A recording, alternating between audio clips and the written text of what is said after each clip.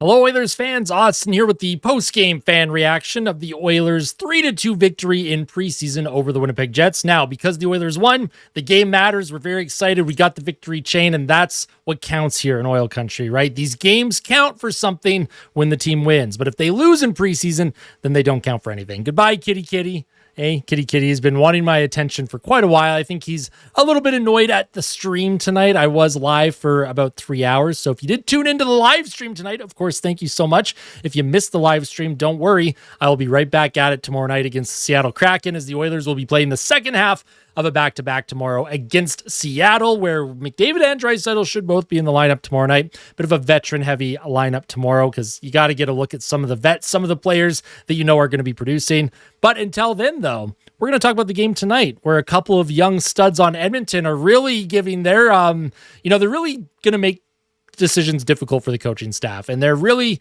trying to play their way onto this team. Two of those players scored goals tonight as well. Let's take a look during the Edge Visualizer here. And if you like today's video, by the way, make sure to hit that like button. Edge Visualizer Quinn Hudson got things started for Edmonton. Of course, he was a college free agent signing from Edmonton last year. He played a couple of games for Edmonton, and some people thought he was a little bit quiet during the rookie showcase and maybe wasn't, stepping up the way we were expecting him. I still think Quinn Hudson is one of those long shots to make the team, or at least stick with the team for a long time, at least this season. However, him and Noah Philp combined on a pretty nice goal. If we go to the Edge Visualizer here, I really like Noah Philp's game a lot, by the way. Noah Philp has been unbelievable. He had 2 great assists. Noah Philp, he recognizes that you have Quinn Hudson parking himself at the top of that crease, and Noah Philp, he just throws it towards the goal, and then nice job by Hudson. Just, you angle that stick just a little bit, get that puck to go over the shoulder of Comrie, who was in net. Cam Dineen also had an assist on that goal. Nice job for Hudson. We're going to watch this Edge Visualizer one more time. I love seeing all the little dots moving around. Dineen tried to play it across. Noah Philp picks it up, and then he throws it into the middle of the ice. Nice job by Quinn Hudson to deflect that in. Colin Miller makes a 1-1 game near the end of the second. And then Ike Howard with the Oilers on a power play. You're going to recognize where he's shooting this puck from because we've seen Draisaitl do it a whole lot. Now, nice job by Leppinen keeping this play alive. He'll give it to Nugent Hopkins. And nice pat. Look at Nuge, right? Nugent Hopkins here has a couple options. He could try and rim it around the boards to keep the cycle going. He could try and throw it through traffic on net. He could try and give it back to Leppinen. But the fact that he attempts this pass over to Howard, who's in that right circle, right in that spot where Draisaitl likes to shoot the puck from, Nugent Hopkins sends it across. Howard with the one-timer beats Comrie, and Ike Howard. Love to see that. I know not everyone that tunes into my videos thinks Ike Howard will be a stud NHL player, but I think Ike Howard is showing that, plays like that. That is why he won the Hobey Baker Award last year, because of his ability to shoot the puck. That is his greatest asset. It's putting pucks in the net. Goal scoring is one of the hardest things to do, if not the hardest thing to do in hockey. If you are scoring goals, you are already quite a bit above other players when it comes to development. For Ike Howard, of course, it's the play away from the puck that he'll probably be judged very harshly on, especially from a coach like Chris Knobloch, who does seem to really care about that play away from the puck, because poor Jeff Skinner could never get in the lineup last season. We're not going to talk about that, though.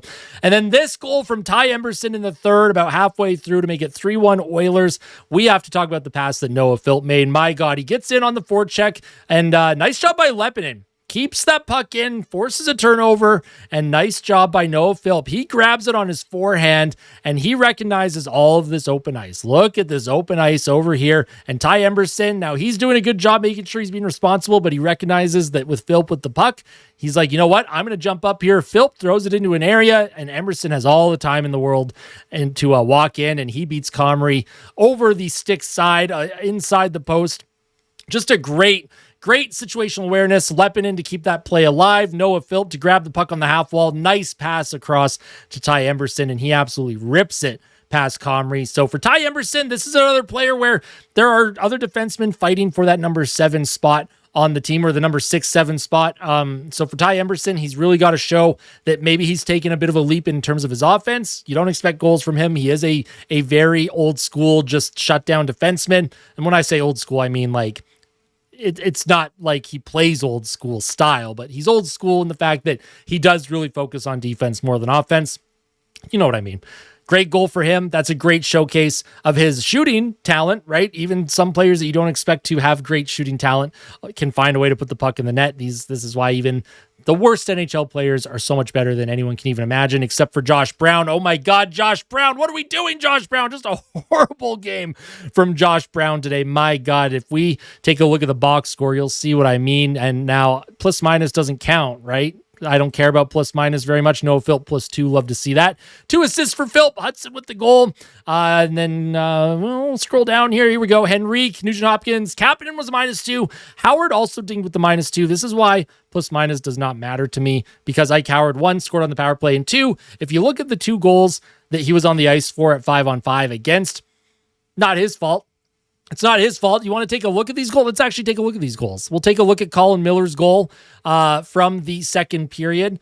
Puck was kept alive. Good old Josh. What is Josh Brown doing over here? He's skating all over the place. He tries to get in front to block a shot, and I thought the puck initially went off of him. They did credit Miller. I thought Barlow might have got that one for the Jets, but Josh Brown was struggling all night with just getting the puck out. He was struggling at moving his feet. Listen, obviously, I'm mostly joking about Josh Brown. I like to pick on him. That's just kind of a thing that I do here on the channel. I'm not actually being serious when I'm picking on Josh Brown, but we are picking on him tonight because he was on the ice for 2 goals against, and I want to pick on him.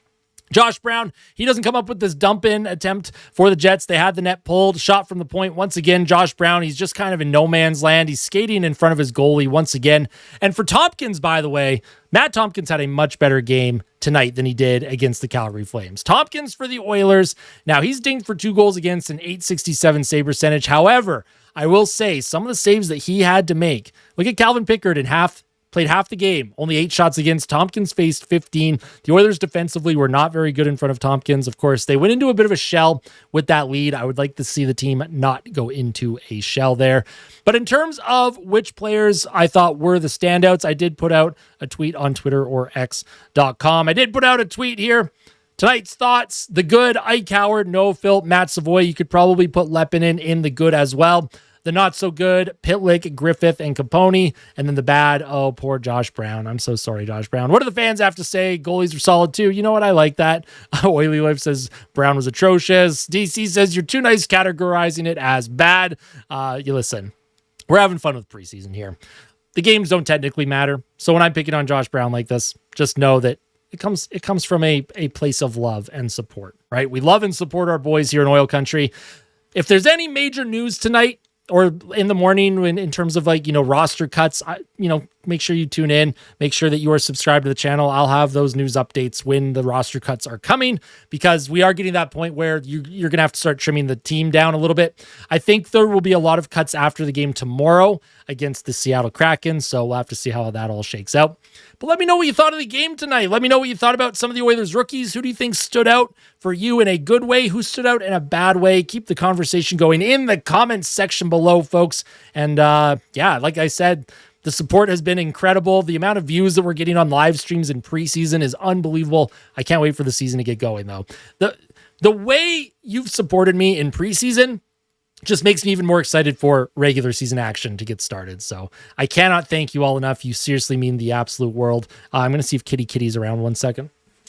He is. Hold on. We can get the kitty cam up here. We'll get the kitty cam up. I'll make it a little bit bigger for everyone. He is sleeping. He probably wants me out of the computer room, honestly. He wants me out of my office. He's been hounding me for cuddles a lot tonight. So make sure you tell someone that you love them. If you have any fur babies like cats or dogs or lizards or whatever you might own, fish, give them extra love for me tonight, all right? I love animals so much. Our pets are so precious.